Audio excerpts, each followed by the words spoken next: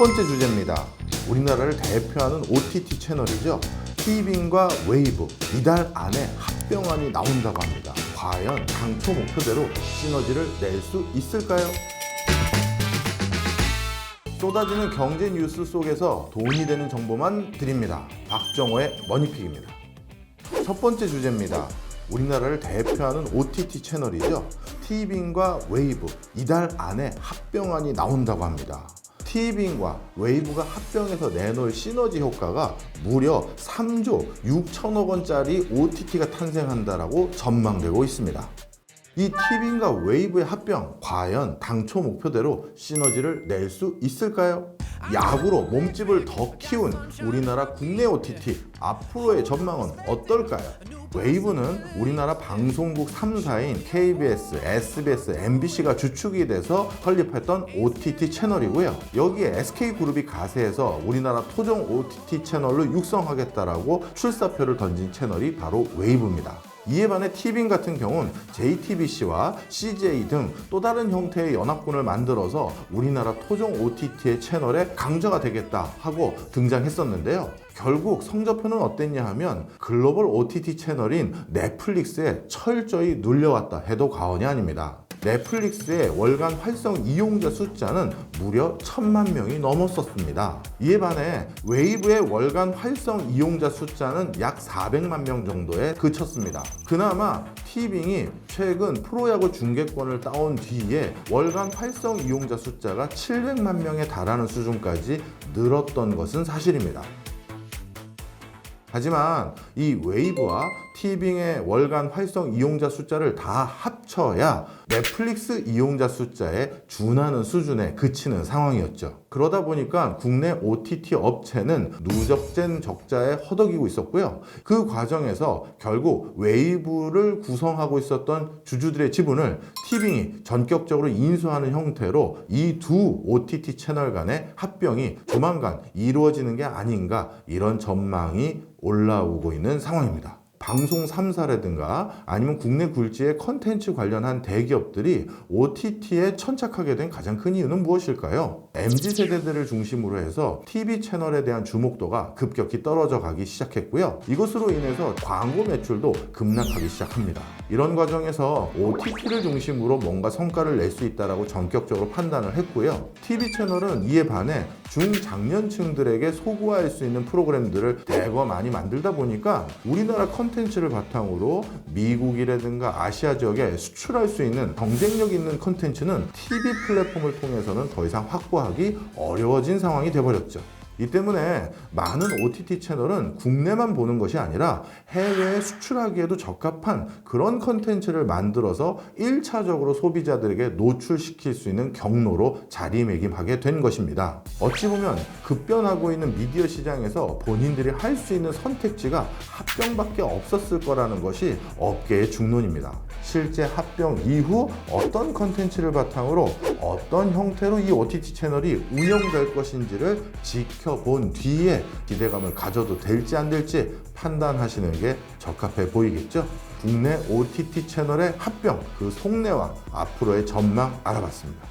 두 번째 주제입니다. 국토부가 노후 계획도시 정비 추진 체계를 확정했습니다. 27일자로 특별법이 시행됐는데요. 분당, 일산 등 1기 신도시 집값이 조용합니다. 특히 오래된 아파트가 더욱 힘을 못 쓰고 있는 것으로 확인됐습니다. 이렇게 노후 도시 계획을 정비하겠다라는 이 사업이 시작되었음에도 불구하고 1기 신도시에 해당될 수 있는 분당, 일산, 평촌, 산본, 중동 지역은 가격세가 마이너스 0.01%에서 0.00%, 즉 아무 움직임 없이 조용한 기조를 계속 유지하고 있는 상황입니다. 서울의 아파트도 마찬가지입니다. 20년 이상 된 아파트의 매매는요, 조용한 편이고요. 시세 역시도 큰 변화가 없는 상황입니다. 그렇다면 한동안 우리나라 부동산의 흐름, 특히 아파트의 흐름은 휴면 상태로 계속되는 것일까요? 이런 과정 속에서도 뜨거운 감자로서 계속 사람들의 관심의 대상이 되고 있는 아파트가 있습니다. 서울을 기준으로 전용 면적 60제곱미터 이하의 소형 아파트 가격은 작년 동기 대비 무려 19.7%나 가격이 올랐습니다. 전용 면적 60에서 85제곱미터의 중소형 아파트 역시도 전년 대비 16% 가까이 상승해서 다른 아파트들이 휴면 상태로 좀처럼 가격 변화가 없는 상태 속에서도 소형 아파트는 급격히 가격이 올라가고 있는 상황인데요. 시장에서는 이렇게 소형 아파트 가격이 급등하고 있는 가장 큰 원인 중에 하나로 적은 종잣돈으로 투자할 수 있는 부동산 매물에 대한 관심도는 여전히 높다라는 것을 반증하는 시그널로 해석하는 부분이 있고요. 여러 가지 규제를 피해서도 적은 돈으로도 서울과 수도권에 아파트를 장만할 수 있다라는 시장의 니즈가 투영된 결과다. 이렇게 해석하는 게 중론입니다. 그렇다면 여기서 우린 이렇게 생각하기가 쉽겠죠. 소형 아파트에 투자하면 단기간에 적지 않은 수익 거두겠네요. 자, 여기서도 우리가 주의해야 될 점이 있습니다. 소형 아파트에 대한 선호도가 높아져 가는 것은 분명한 사실입니다. 하지만 54제곱미터 이하의 극소형 아파트 같은 경우는 장기간 체류하거나 거주하기에도 다양한 불편함이 있어서 그런지 좀처럼 시장에서 각광받지 못하고 있는 게 확인이 됐습니다. 따라서 부동산의 소액이라도 투자를 하고 싶은 분들이 있다면 소형 아파트에 관심을 둬라, 이렇게 말씀을 드림과 동시에 너무 작은 평형대의 소형 아파트는 조금 피하시는 게 좋겠다, 그렇게 말씀드리고 싶네요. 세 번째 주제입니다. 현대차가 신하이브리드 시스템 개발에 돌입했다. 서산 공장에 새 하이브리드 생산 라인이 설치됐다. 전기자동차 시장에 힘을 쏟던 현대차가 이게 어찌된 영문일까요?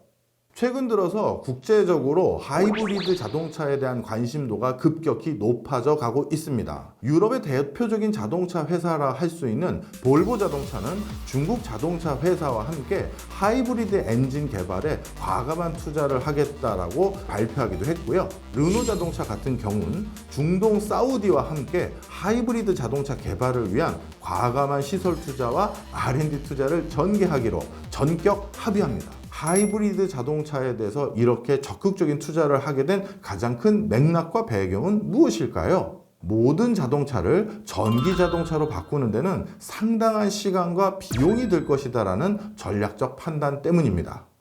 이와 함께 미국의 대선 역시도 바이든 대통령이 당선될지 트럼프 대통령이 당선될지 좀처럼 전망하기가 어려운 형국으로 전개되고 있습니다. 뿐만 아니라요, 중동 지역을 비롯해서 아직까지 화석 연료를 기반으로 한 자동차가 국가의 이익에 부합하는 국가들도 적지 않은 상황입니다. 그러다 보니까 기존의 자동차의 생태계를 계속 활용하면서 친환경적인 상황을 좀 더 도입할 수 있는 하이브리드 자동차에 대한 관심도가 높아졌던 것입니다.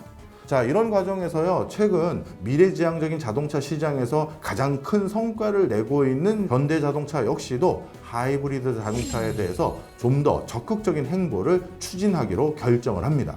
현대자동차도요, 지난 10수년 동안 지속적인 투자를 통해서 하이브리드 자동차에 대해서 나름대로 높은 경쟁력을 확보해 놓은 상태인데요. 이번에 선보일 하이브리드 자동차의 신 플랫폼은요, 특정 차종에만 적용될 수 있는 플랫폼이 아니라 투싼, 산타페, 기아의 스포티지, 소렌토 등 다양한 모델에 적용할 수 있는 방식으로 급격히 하이브리드 차종으로 전환할 수 있는 생태계를 구축한 것으로 밝혀졌습니다.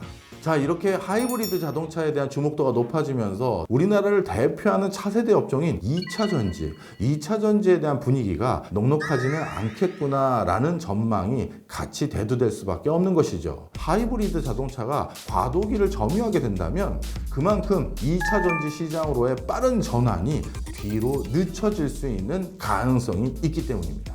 자, 그러면 앞으로 우리가 자동차 산업에 투자했었을 땐 전기 자동차만 쳐다보는 것이 아니라 하이브리드 자동차에서는 어떤 성적표를 거머쥘지 이거를 전망해 보면서 투자하시기를 권고드립니다. 오늘의 머니픽은 여기까지입니다.